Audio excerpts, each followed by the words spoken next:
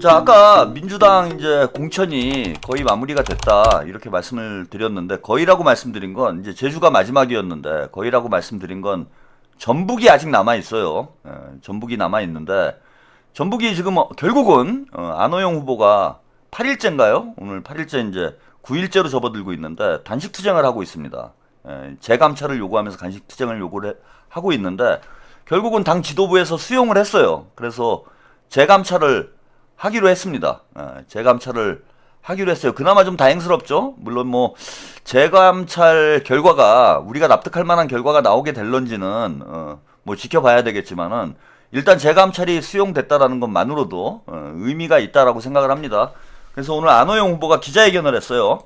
그 관련 기자회견 영상을 잠깐 만나보시고 이야기 이어가겠습니다. 영업식당 관련 사안에 대해 당시 현장에 있었던 참석자들의 설명을 직접 듣고 사실관계를 확인하기 위해 마련됐습니다. 이 사안을 둘러싸고 여러 해석과 주장이 나오고 있습니다.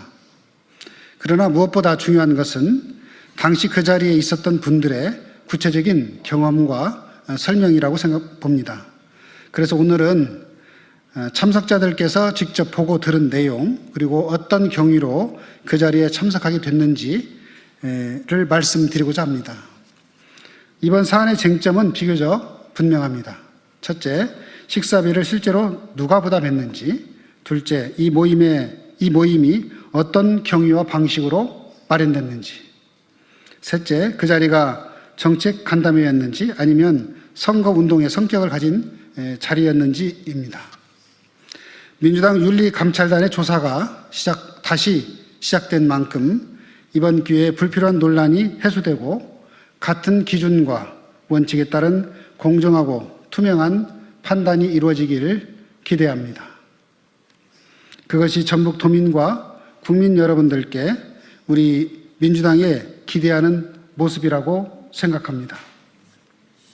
아울러 여러 부담 속에서 용기를 내어 이 자리에 함께해 준 청년들께 깊이 감사드립니다.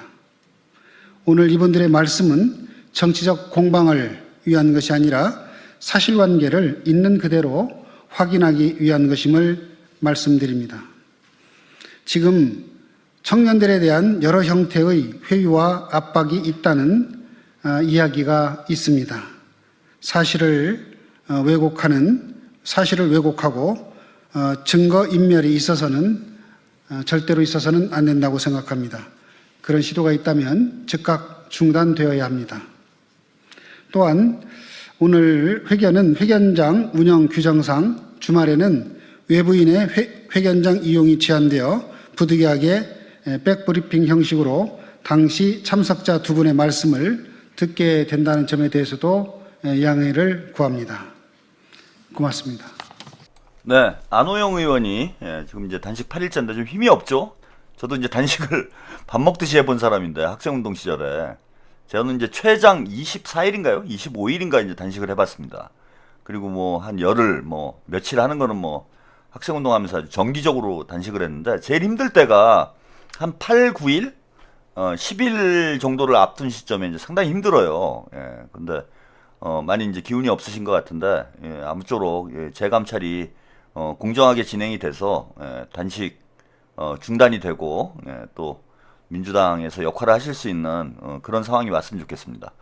요게 오늘 증언이 있었어요. 그날 회식에 참석했던 이 청년들이 감찰에 이제 조사에 응했습니다. 민주당 윤리감찰단 조사에 응하면서 기자회견을 했는데, 아쉽게도 이게 국회 국회 이제 사용이 주말에는 이제 시간 제약이 있어가지고 그 기자회견장에서 증언을 못하고 백브리핑 형식으로 이제 증언이 진행됐던 모양이에요. 그런데 이게 영상이 전혀 없더라고요. 제가 영상을 좀 방송하기 전에 증언 내용이 어떤가 확인을 좀 해보려고 영상을 찾아봤는데, 안호영 후보 영상은 있는데 그 청년들 증언 영상은 없어서, 그 안호영 후보가 이제 SNS에 공개한 내용이 있습니다. 이걸 보시면 이제 어느 정도 감찰 결과가 예측이 될 거라고 저는 보이는데, 자, 안호영 후보가 거짓은 진실을 이길 수 없습니다. 그러니까 침묵의 압박과 불이익의 두려움 속에서도 그들은 결국 진실을 선택했습니다. 라고 하면서 청년들이 증언한 내용, 이게 이제 민주당 윤리감찰단에서 증언한 내용이겠죠. 예. 이 내용을 소개를 했습니다. 그래서 청년 간담회라고 들었지만 실제로는 특정 후보 지지 호소 자리였다. 그러니까 청년 간담회라고 정책 간담회다 이렇게 주장을 한 거예요. 안호영 후보, 이원택 후보는. 그런데 청년 간담회가 아니고 특정 후보를 지지하는 지지 호소 자리였다라고 윤리감찰단에 증언을 한 겁니다. 그럼 이제 첫 번째 거짓말이 확인이 된 거예요.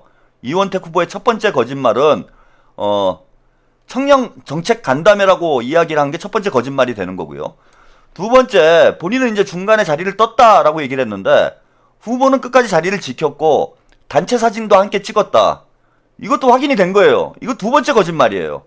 이것은 법률적 판단은 사법부에서 해야 될 문제고 민주당의 윤리감찰단은 이런 이제 거짓말을 하는 행위들이 윤리적으로 적절한가에 대한 판단을 하는 거잖아. 그런데 이게 윤리감찰단 조사에 거짓말을 한 상황이 된 거예요. 그러면은 이거는 징계를 받아야 될 상황이에요. 이미 이 두 가지 팩트만으로도 징계를 받아야 될 상황입니다. 법률적 문제는 두 번째 문제고 윤리감찰단에서 후보 자격을 박탈하는 게 맞아요. 이 자리가 적절하냐 적절하지 않았냐라는 건 두 번째 문제가 되는 거예요. 그거는 법적인 사법적인 차원의 문제고 윤리적 차원의 문제는 윤리감찰단에 당에 거짓 보고를 한 거잖아요. 당에다 거짓말한 거잖아. 쉽게 말씀드리면 당에 사기를 친 거잖아요. 사기를 친 사람을 도지사 후보로 당에 거짓말을 하는 사람을 도지사 후보로 선출한다라는 게 말이 됩니까 이게? 말이 안 되는 거죠. 게다가 식사비 내는 건 못 받고 식사비를 거둔 적도 없다. 윤리감찰단 조사도 지금까지 받은 적 없고 어제 처음 받았다. 그러니까 윤리감찰단에서 확인도 안 한 거예요. 이게 졸속으로 윤리감찰이 진행됐다라는 것도 이제 확인이 된 겁니다. 그래서 이는 기존 해명과 명확히 배치되는 내용이고 이제 민주당 윤리감찰단이 답해야 한다 라고 오늘 안호영 의원이 주장을 했습니다. 이게 증언까지 나왔는데 이거를 민주당 윤리감찰단에서 감쌀 수가 있을까요? 이거를 만약에 덮고 간다라면은 진짜 친청무죄, 반청유죄 이걸 본인 스스로 정청래 본인 스스로 입증하는 그런 결과밖에 안 되죠. 이원택이 정청래랑 가까우니까 이런 불법을 저지르고도 공천을 주는 이런 불공정한 행위다라는 걸 스스로 윤리감찰단이 인정하는 것밖에 안 돼요. 그래서 저는 전북지사 교체가 지금 뭐 재경선을 할 수 있는 상황도 아니고 그 실제 투표 결과도 1% 차이가 났잖아요. 그래서 후보가 누가 돼도 문제가 없는 상황이에요 지금. 그래서 이원택은 후보 자격 박탈 조치를 해야 된다. 지금 뭐 민주당 의원이니까 뭐 제명까지 갈런지 그건 잘 모르겠지만은 기본적으로 후보 자격을 박탈하는 게 맞고 이미 경찰 수사가 진행이 되고 있고 압수수색까지 진행된 상황입니다. 이게 시간 문제예요 결국은. 경찰에서 충분히 기소할 만한 그런 근거가 지금 확인이 된 거잖아. 증언들이 나왔잖아요. 경찰 수사에 가서 저 청년들이 증언을 안 하겠습니까? 다른 증언 하겠어요? 그러면 결국은 도지사에 당선이 된다고 할지라도 그 보궐선거를 해야 되는 그런 상황이 뻔히 예상이 되고 있는데 후보 교체를 안 하고 정청래가 무리하게 밀고 나간다라는 건 이거는 매우 부당한 일이라고 저는 생각을 합니다. 그리고 그 김슬지 전북도 의원이 식비를 대납을 해서 결국은 이번에 예비후보 자격도 박탈이 됐어요. 도의원 예비후보 자격이 박탈이 됐습니다. 근데 이런 이제 의혹이 생기는 게 김슬지가 이원택의 식비를 대납을 하고 그 김슬지가 또 정청래 특보를 맡고 있어요. 이래서 정청래가 싸고 도는 거 아니냐라는 의혹이 있는데 김슬지와 이원택 그 다음에 정청래의 관계를 좀 엿볼 수 있는 그러한 영상을 제가 오늘 발견을 했습니다. 이 영상 좀 잠깐 보시고 가겠습니다. 그런데 하나 주세요. 네, 잠깐만요. 자, 여러분, 제 옆에 있는 분이 김슬지 전북 도의원인데, 슬지의 빵집. 네. 사장님. 아니 동생 동생이? 물려줬어. 아, 물려줬어요? 빵 만들다가, 지금 정치하러 왔습니다. 슬지 의원님. 네. 이원재 의원님, 그것이 친한 사람이라고. 아주 유명한 정치인입니다. 그런데 하나 주세요. 네, 잠깐만요. 자, 여러분, 제 옆에 있는 분이 김슬지 전북 도의원인데, 슬지의 빵집. 네. 사장님. 아니 동생 동생이? 물려줬어. 아, 물려줬어요? 빵 만들다가, 지금 정치하러 왔습니다. 슬지 의원님. 네. 이원재 의원님, 그것이 친한 사람이라고. 아주 유명한 정치인입니다. 이게 참 당대표가 여러분 지역에서 저러고 다니는 게 저게 말이 됩니까? 지금 경선 중이잖아요. 경선. 그 안호영 의원도 민주당 의원이고 이원택 의원도 민주당 의원인데 당대표가 선거운동을 해주고 있는 그런 상황 아닙니까? 이게 지금 적절한 지금 경선이라고 볼 수가 있어요. 예, 그 이원택의 식비 대납 문제를 떠나서 이게 과연 적절한 경선이라고 우리가 볼 수 있는 상황일까? 게다가 뭐 이원택 의원하고 김슬지 의원이 뭐 거시기래.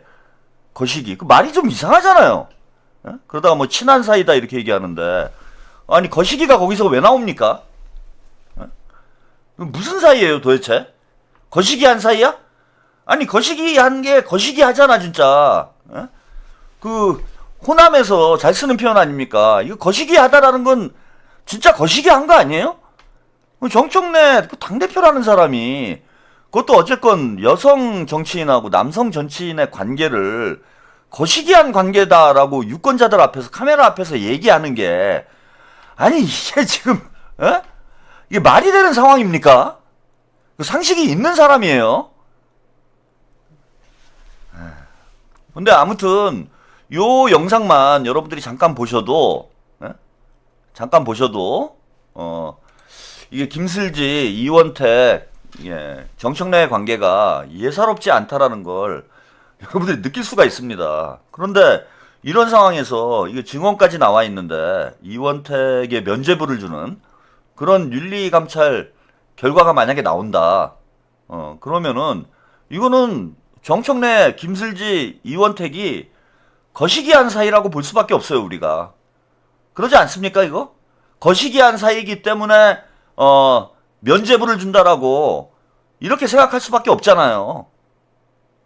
그래서 윤리감찰단에서 저는 이거 뭐 공정한 윤리감찰을 진행을 하면 결과가 뭐 정해져 있는 거라고 봅니다. 예, 그 이원택 후보의 후보 자격을 박탈을 하는 게 이것이 적절한 조치다.